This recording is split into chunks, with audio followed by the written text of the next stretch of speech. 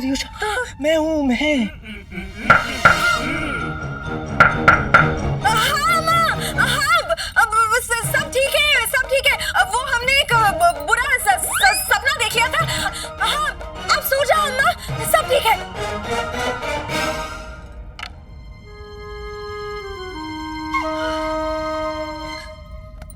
ये क्या तरीका है कमरे में आने का? पता है हम कितने डर गए थे। और कैसे आता? अम्मा ने घर के प्रवेश द्वार पर प्रवेश निषेध का आदेश चिपका दिया है, तो कैसे भीतर आता? तो फिर आए क्यों? आए क्यों? ये कैसा प्रश्न है शारदा?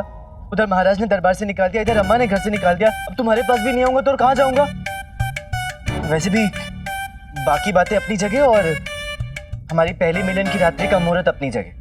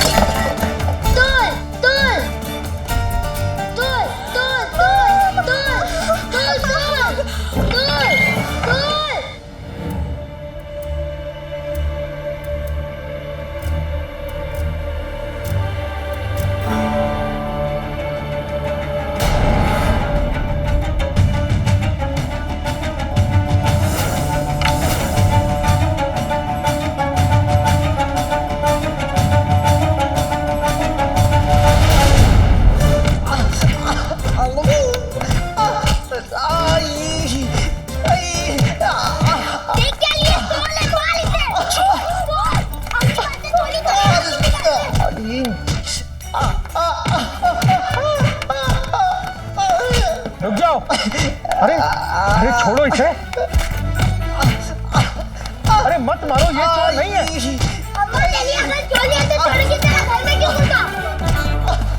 अरे घर में ये नहीं घुसा, घर में हम घुसे हैं। अरे वाह, कहते तुमने कहा नंबर मार।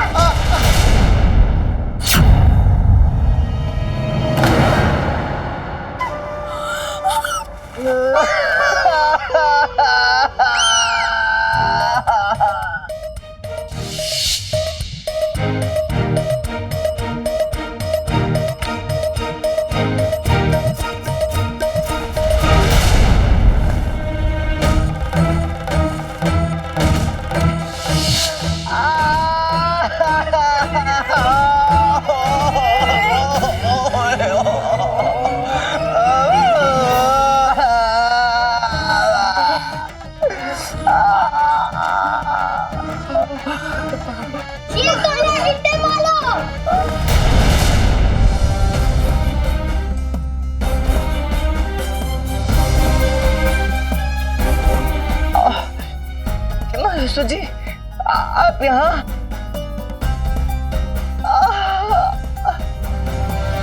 सबसे पहले तो आपके घर में यूं चोरों की तरह घुसने के लिए हम खेद प्रकट करते हैं। क्या करें, हम ठहरे महामंत्री और आपको दरबार से निष्कासित कर दिया गया है। तो दिन में यूं साधारण तरीके से भेंट करना संभव नहीं था, इसलिए हमने। कोई बात नहीं मंत्री महोदय, ये भी तो आप ही का घर है। परंतु मैं ये जानने के लिए उत्सुक हूँ कि आपको यहाँ आने का कष्ट क्यों उठाना पड़ा? आप अच्छी तरह से जानते हैं रामाकृष्णा कि हम यहाँ क्यों आए हैं। आज दरबार में जो कुछ हुआ वो आपसे छिपा नहीं है। आज सोने के आम बांटे जा रहे हैं रामाकृष्णा। कल सोने के घोड़े, सोने के ऊंट और यहाँ तक के सोने के हाथी तक बांटे जाएंगे। और इस तरह हमारे राज्य का राजकोष खाली हो जाएगा। इस कुरीति को रोकना होगा रामा तुम्हें। इस प्रपंच पर अंकुश लगाना होगा। क्षमा करें मान्यवर, परंतु मैं तो केवल एक विदूषक हूँ, और अब तो निष्कासित विदूषक। मैं भला क्या कर सकता हूँ? आप कर सकते हैं रामकृष्ण, और केवल आप ही कर सकते हैं। आपके बुद्धि कौशल का अनूठा अनुभव है हमें। कोई सीमा, कोई दंड, कोई बंदिश आपको रोक नहीं सकती रामा।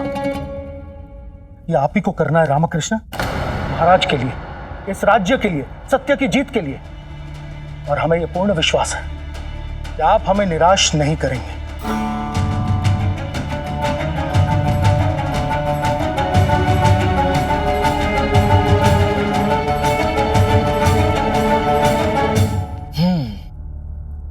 नहीं जानता कि आपके इस विश्वास की कसौटी पर मैं कितना खरा उतरूंगा, परंतु महाराज के लिए, इस राज्य के लिए और सत्य की जीत के लिए मैं प्रयास अवश्य करूंगा। संभवतः यही वो लक्ष्य है जिसके लिए मैं यहां आया हूं। देखते हैं क्या किया जा सकता है। बधाई हो गुरुजी, आपके बैठने का मुहूर्त आ गया है। जी प्रभु, आज हमारा प्रण पूरा हुआ। प्रभु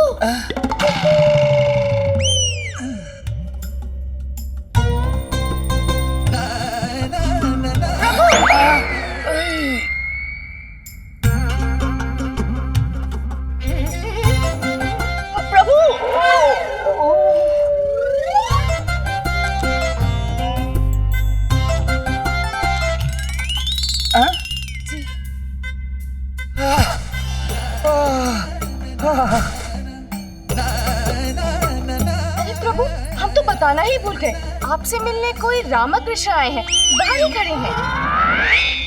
गुरुजी, पंडित रामकृष्ण आपसे क्यों मिलने आए हैं? आया होगा अपनी पुनः नियुक्ति की याचिका लेकर। वो जानता है ना, हम महाराज से कहेंगे तो महाराज इनकार नहीं करेंगे। लगता तो नहीं है, सब आप जैसे कैसे हो सकते हैं? इसका कहने का अर्थ है कि सब आप जैसे महान कैसे हो सकते हैं गुरुजी? तो उनसे हम क्या कह दें स्वामी, वो बाहर प्रतीक्षा कर रहे हैं। करने दो प्रतीक्षा, करने दो। तनिमणि, जाओ जाकर उसे कह दो कि ये तथाचार्य के सोने का समय है, राजगुरु सो रहे हैं।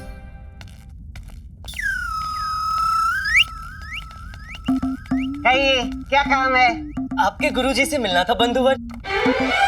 नहीं मिल सकते हमारे गुरुजी आपसे। हमारे गुरुजी ने कहा है कि हम आपसे कह दें कि वो सो रहे हैं। मतलब सोने से पहले कहा था कि सोने जा रहे हैं। अब तक तो सो भी चुके होंगे वो।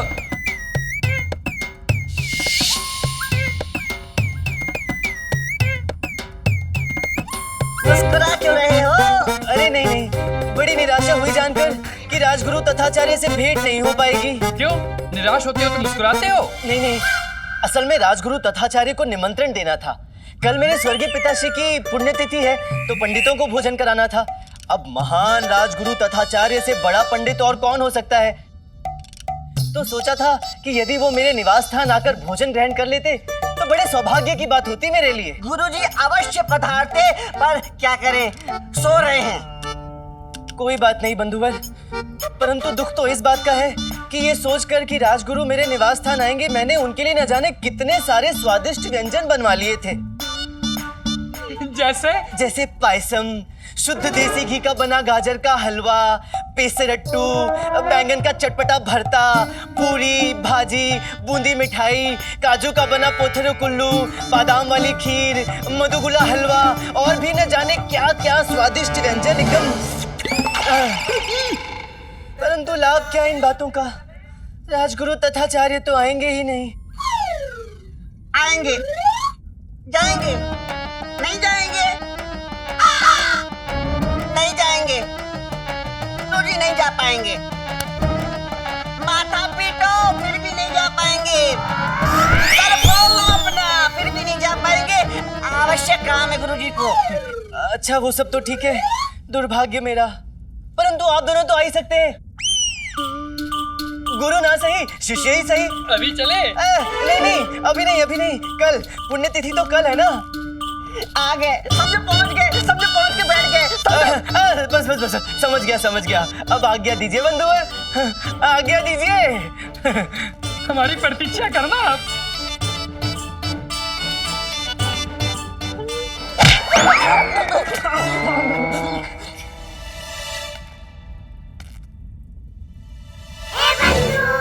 क्या लगता है रामा, आएगा ये तथाचार्य? आना तो चाहिए बंधु, केवल इसी के लिए तो कल की इतनी सारी तैयारियां की हैं। कल के भव्य आयोजन के मुख्य अतिथि तो यही हैं। देखते हैं आते हैं या नहीं।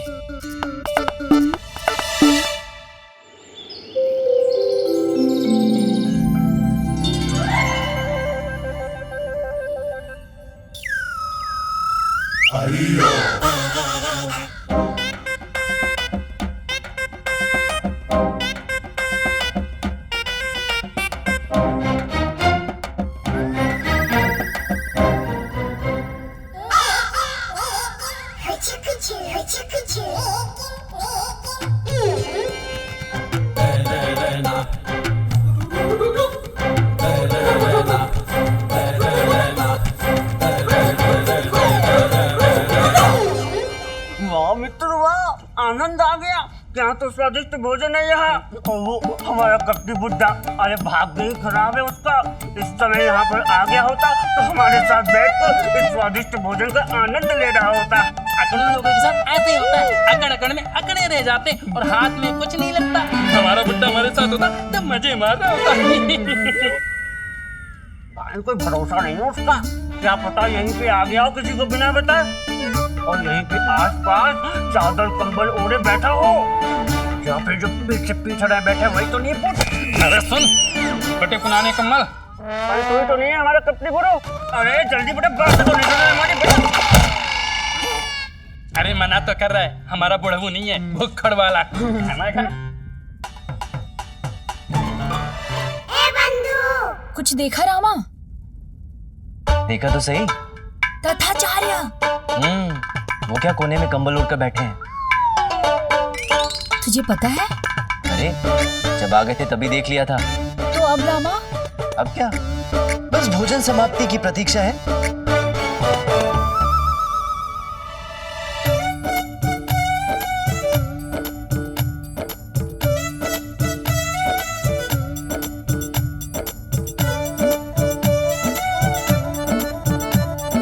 कैसा रहा भोजन मान्यवरों? बहुत ही स्वादिष्ट, बहुत ही बढ़िया लाजवाब भोजन था, मजा आ गया। धन्यवाद। आओ भगत में कोई कमी तो नहीं रह गई? नहीं। कोई त्रुटि, कोई शिकायत? पूर्णतया संतुष्टि तो हुई ना? भगवान आपके स्वर्गीय पिता की आत्मा को शांति प्रदान करे।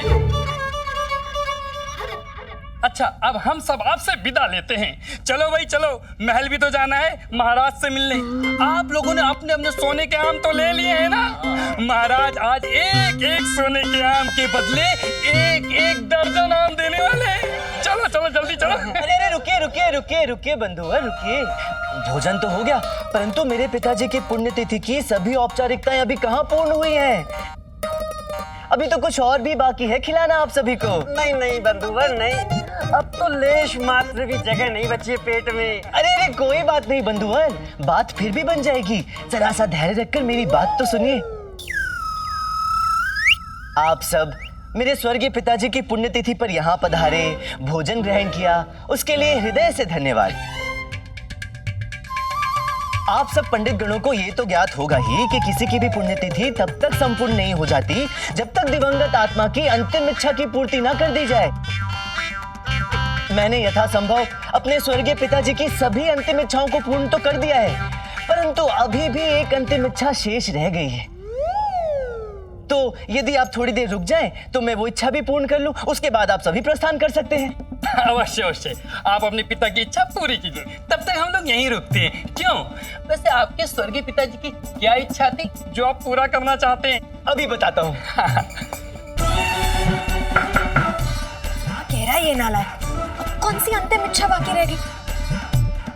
पता नहीं अम्मा, पर हमें तो किसी अनिष्ट की आशंका हो रही है। सोने चांदी की मोहरें लेने गया होगा। बिल्कुल, हम लोग पंडित कुछ ना कुछ पुरस्कार तो बनता है ना हम लोगों के लिए।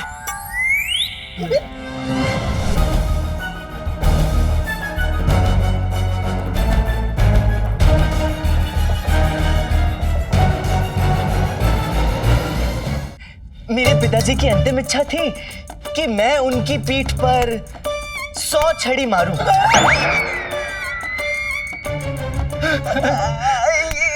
क्या कहने मान्यवर?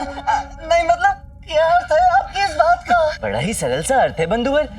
जिस प्रकार आपने मेरे पिताजी की पसंद का भोजन खाया, उसी प्रकार उनकी अंतिम इच्छा पूर्ण करने के लिए इस छड़ी की 100 मार खाइए।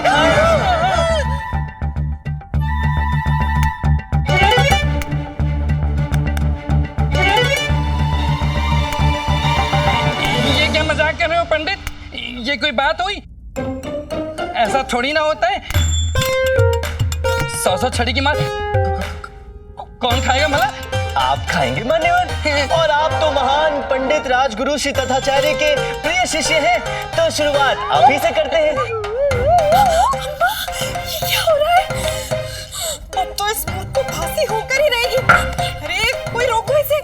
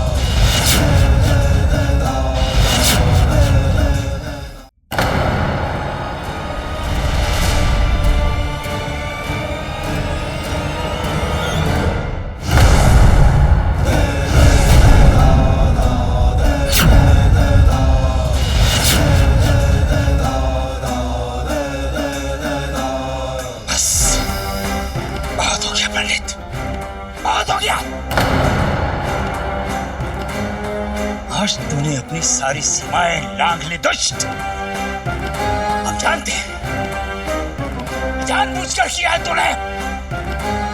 ये षड्यंत्र है तेरा हमें अपमानित करने का, इन सब के सामने नीचा दिखाकर प्रतिशोध लेने का। ठीक नहीं किया तूने पंडित। इस अक्षम्य अपराध के लिए देवता तो तुझे दंड देंगे ही, लेकिन इस धरती पर भी तुझे क्षमा नहीं मिलेगी।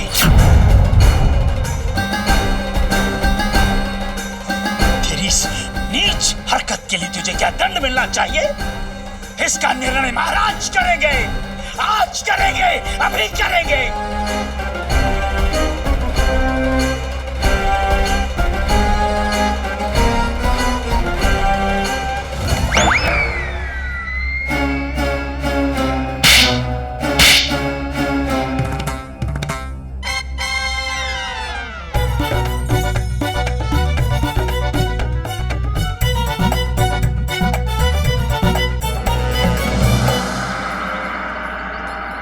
महाराज ये हमारा अकेले का अपमान नहीं है, ये तुलवा कुल की मर्यादा, तुलवा कुल के संस्कारों का अपमान हुआ है। तुलवा कुल ने सदैव अपने प्राणों से भी अधिक हम पंडितों के सम्मान और मर्यादा की रक्षा की, और आज एक उदंड पंडित ने तुलवा कुल के इतिहास को कलंकित किया है। इसे दंड दीजिए महाराज, और यदि इसे दंड नहीं दिया गया तो ये तुलवा कुल के गौरवशाली मस्तक पर एक ऐसा कलंक होगा जिसे तुलवा कुल की पीढ़ियां भी अपने प्रायश्चित से धो नहीं पाएंगी। इसे दंड दीजिए महाराज, ऐसा ऐतिहासिक दंड दीजिए जिसकी गूंज शताब्दियों तक इस महल के कोने कोने में गूंजती रहे। हमें न्याय दीजिए महाराज, न्याय दीजिए हमें। न्याय मिलेगा आचार्यवर, न्याय मिलेगा, अभी इसी समय मिलेगा। मंत्रीवर, महाराज सिपाहियों की एक टुकड़ी भेजिए पंडित रामकृष्ण के घर, और अभी इसी समय उसे बंदी बनाकर यहाँ हमारे सामने प्रस्तुत किया जाए। जी महाराज। क्षमा कीजिएगा महाराज, परंतु रामकृष्ण इस समय घर पर तो नहीं मिलेंगे। कौन है ये दुष्ट? कौन है? जिसने हमारे और महाराज के बीच में बोलने का दुस्साहस किया, अभी सामने आए। जी मैं यहाँ हूँ।